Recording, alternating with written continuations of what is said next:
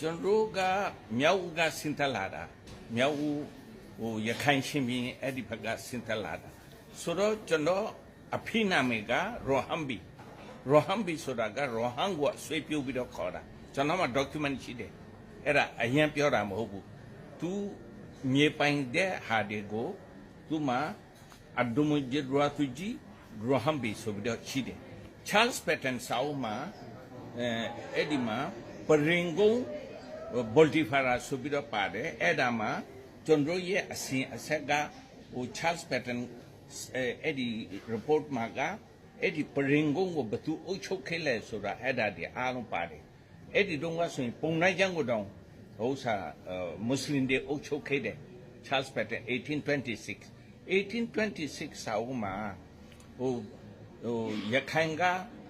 6000မွတ်စလင်က3000ဒီပြင်ဗမာနဲ့ဒီပြင်လူမျိုးက1000အားလုံးပေါင်း1000ရှိတယ်ဆိုတော့1826မှာအဲ့လောက်ရှိမယ်ဆိုရင်အခု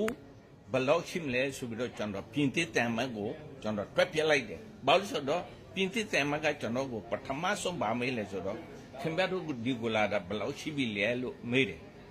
တဲ့အခါကျွန်တော်အဲ့ဒီနဲ့ကန်ကောင်းလို့အဲ့ဒီစာအုပ်ပါသွားတယ်ယောငါတို့ဟိုကလာတာမဟုတ်ဘူးငါတို့ဒီတိုင်းပြေကလူတွေဆိုတော့ပြလိုက်တယ်ပြတဲ့အခါခင်ဗျားတို့လူတွေအခုတိုးပွားလာတယ်မလားလုံးဝတိုးတာမရှိဘူးရော Charles Patton 1826မှာ Charles Patton Sub Commissioner of Arkan သူက report ရေးတာမှဒီမှာကြည့်ဆိုပြီးတော့ပြလိုက်တဲ့အခါသူတစ်ခါတည်းနဲ့ပဇာပိတ်သွားတယ်ဆိုတော့အဲ့ဒီတုန်းကကျွန်တော်က Arkan Musliman ဆိုပြီးတော့ Arkanis Musliman ဆိုပြီးတော့ခေါ်တယ်ဒါမဲ့ရခိုင်တွေက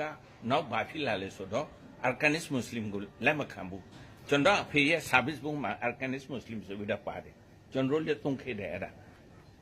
သူတို့လည်းမခံတဲ့အခါကျွန်တော်ဘီကိုသွားရလဲဆိုတော့ရိုဟန်ကိုသွားရတယ်ရိုဟန်ယာကိုသွားရတယ်အဲ့ဒါကြောင့်ကျွန်တော်